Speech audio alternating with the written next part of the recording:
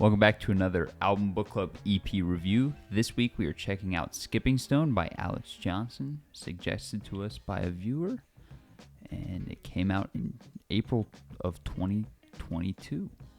Or is that 2012? I can't read. 2012. This EP came out in April of 2012. It's been a while. Let's check it out. Let's go! I'm having a great time. That was track number 1, Give Me Fire. How'd you feel? 7.5. I was going to give it a 7. Yeah, I'm sitting at a 7 as well. I had a lot of fun with that one. I was really able to get into the groove. I thought the background track was really nice. The vocals are obviously really nice. There's just this energy to it that's really nice, and it really pushes you through to the song. Also, I'm pretty sure I just said the word nice 4 times within 30 seconds. Sorry. Nice. Nice. Nice. Yeah, this song was fun. Energy's up. I thought the mix was kind of weird in these headphones, but I'm not taking any points away from that. It's from 2012. Yeah, it was a just fine song, I think. Very, very energetic, very fun. It had like an old school vibe at first, and then the longer it went on, the more it turned into 2012. And I think that's honestly a good way to do things, especially if your influencers are older, kind of give them a nod and then get to the era. And good job at that. All right, you guys ready for the next one? Next track. Next track.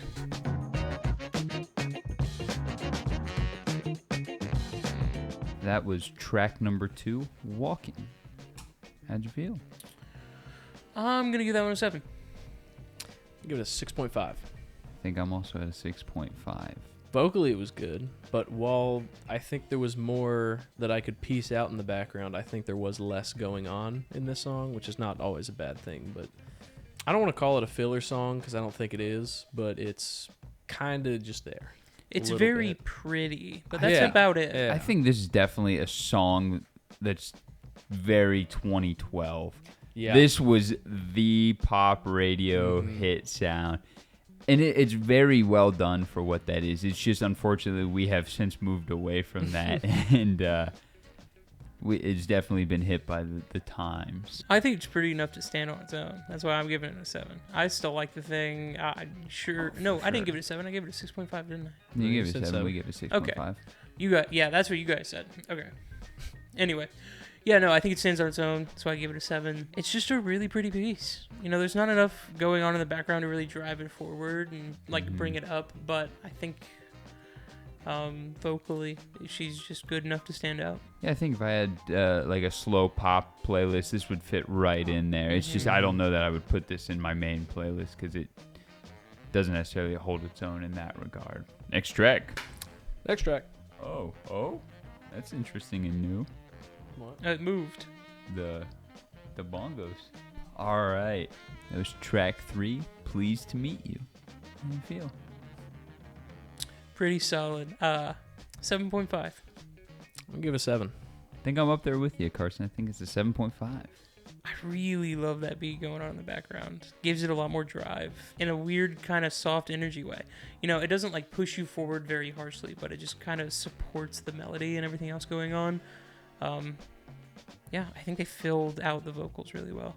Yeah, I thought it was great. It's very, very calming, and the bongos were a lot of fun. It moved the song. Also, the melody itself was very, very nice, and that's, something that we don't get very often. This one, believe it or not, is also very 2012 sounding. Yeah. These are all dated. But it's a welcome change. Mm-hmm. All right. Next track. Next track.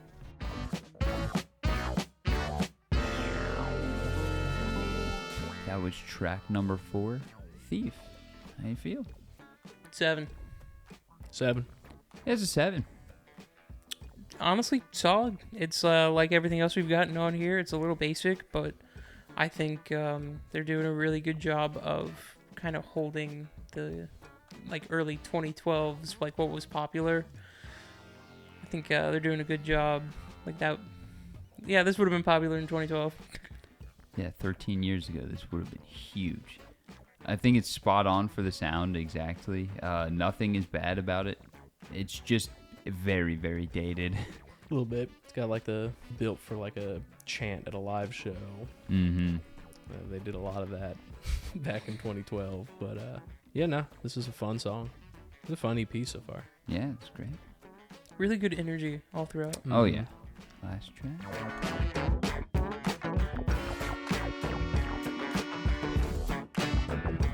All right.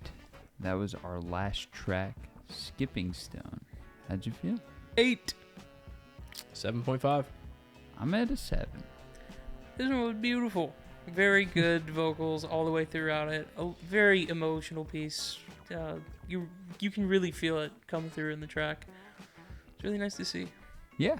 It was a very solid song. I do think, unfortunately, there were better tracks on this EP. There's just something to this one that felt a little more artificial. Maybe a little more touch up on her vocals were done. And I don't even think it was needed. It was probably against her will. There was just some sort of processing going on somewhere I didn't love. I didn't have any issues with the vocals. I think maybe it was a little long just for an EP. Maybe.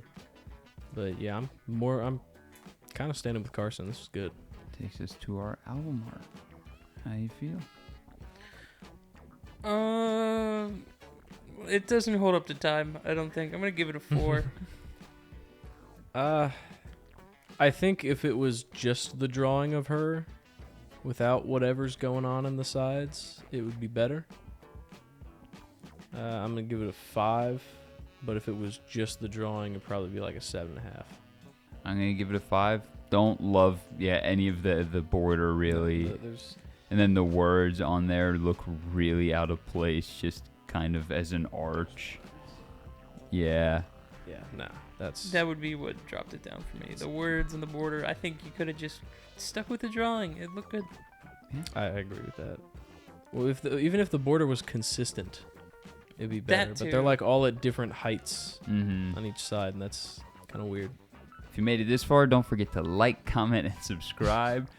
Drop an EP down in the comments if you want us to check it out. And we'll see you next time. Ball.